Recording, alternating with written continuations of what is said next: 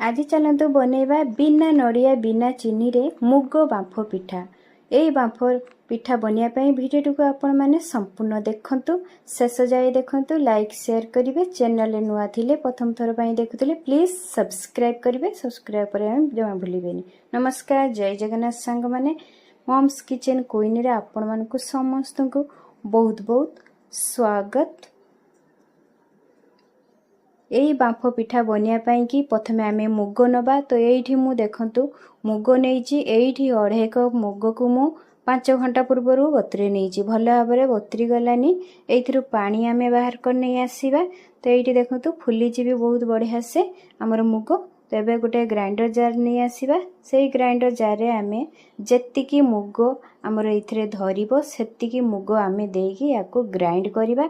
तो ये अधा मुग मुझे देदेची, देला परे ये मु 3टा कंचा लंका नहीं, ता सांग को ये मु 1/2 इंच अदा नहीं, आउ ये गोटे बड़ चामच ये मु जीरा ऐड कर देची, आउ ये गोटे छोट कप ये मु पानी ऐड करके या पूरा चिकन करवानी, टिके हल्का दरदरिया रखिकी आम या बाटिकी नहीं आसवा। तो ये देखु मुझे हल्का दरदरिया रखिकी बाटी नहीं। तो आपण मैंने भी ये पिठा पाई टिके हल्का दरदरिया रखिए, तापर या बाटिबे।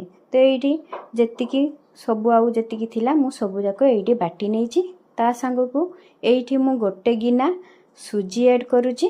तो ये गोटे गिना सुजी ऐड कर सारा पर सेम गिना रे मापिकी मु 1/2 गिना मु ये नौची खट्टा दही। बेसी खट्टा दही भी नेबेनी, फ्रेश दहीटा नेबे। ता सांग को ये स्वाद अनुसार लुण मिसे नवा। तो ये मु गोटे चामच लुण देकी या भल भाव में मिक्स करवा। तो ये भल भाव में मिक्स हैला परे आमे या गोटे घंटा पाई कि बाहर छाड़िबा। तो ये मु भल भाव में मिक्स कर नहीं, ये देखंतु। तो ये मिक्स हैला परे आकु घोड़ेकी पूरा गोटे घंटा जाए आमे एमती बाहर छाड़िबा। तो गोटे घंटा परे ये आमर गोटे घंटा पर ये देखंतु आमर जोटिकी आमे सुजी मिसई थिलु एइथिरे। तो देखंतु फुली जाइछि, आउ एइथिरे पानी कमी जाइछि, माने सुजी पानी सुक कर नैछि।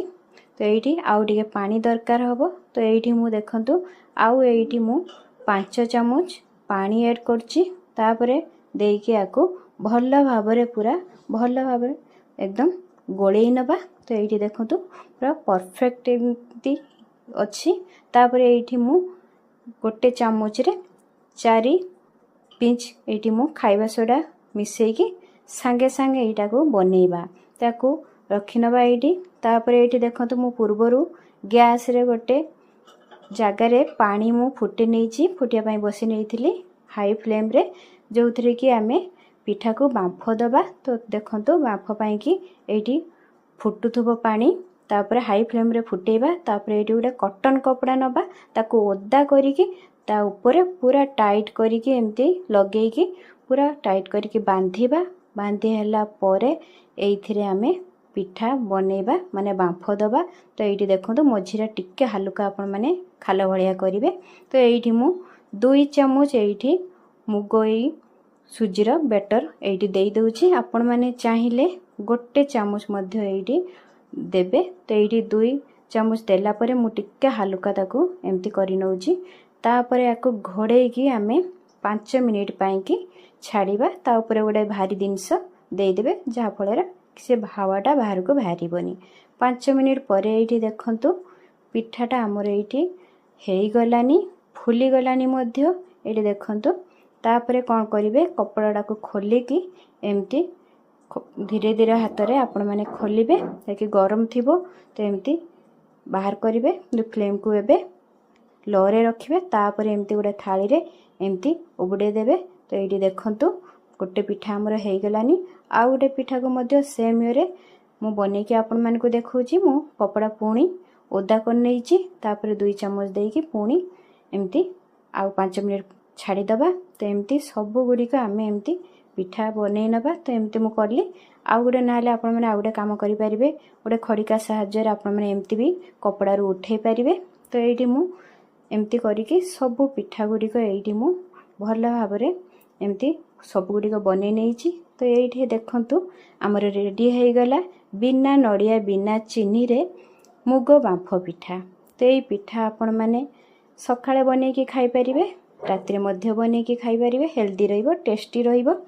ତ ଦେଖନ୍ତୁ ବଢ଼ିଆ ସେ ଫୁଲିଛି, ବଢ଼ିଆ ସେ ସଫ୍ଟ ମଧ୍ୟ ହେଇଛି। ଦେଖନ୍ତୁ ଆପଣମାନଙ୍କୁ ମୁଁ ଭାଙ୍ଗିକି ଦେଖାଉଛି। ଏଇ ଦେଖନ୍ତୁ ବଢ଼ିଆ ସେ ତା ଭିତରଟା ବି ବଢ଼ିଆ ସେ ହେଇଛି। ତ ଏବେ ୟାକୁ ଆପଣମାନେ ଚଟଣି ସହିତ ସମ୍ବର ସହିତ ଖାଇପାରିବେ। ତ ମୁଁ ଏଇଠି ନଡ଼ିଆ ବୁଟ ଚଟଣି ନେଇଛି, ତା ସାଙ୍ଗକୁ ଏଇଠି ମୁଁ ସମ୍ବର ମଧ୍ୟ ନେଇଛି। ତ ଏମିତି ବନେଇକି ଆପଣମାନେ ଖାଆନ୍ତୁ, ନିଶ୍ଚୟ ଭଲ ଲାଗିବ। ଆଉ ଏଇଥିରେ ତେଲ ବି ଲାଗିବନି, ବହୁତ ବଢ଼ିଆ ସେ ବିନା ତେଲରେ ବି ବନିଯିବ। ତ ଆପଣମାନେ ନିଶ୍ଚୟ ବନେଇକି ଖାଆନ୍ତୁ, ଆଉ କମେଣ୍ଟ ମାଧ୍ୟମରେ ଜଣାଇବେ କେମିତି ଲାଗିଲା ଏଇ ରେସିପିଟି। ଯଦି ଭଲ ଲାଗିଥାଏ ତାହେଲେ ମୋ ଚ୍ୟାନେଲକୁ ଲାଇକ୍ ସେୟାର ସବସ୍କ୍ରାଇବ୍ କରିବା ପାଇଁ ଜମା ଭୁଲିବେନି, ସବସ୍କ୍ରାଇବ୍ କରିବେ। ପୁଣି ଦେଖା ହେବା ଗୋଟେ ନୂଆ ଭିଡ଼ିଓରେ। ସେତେ ପର୍ଯ୍ୟନ୍ତ ରହୁଛି। ଜୟ ଜଗନ୍ନାଥ।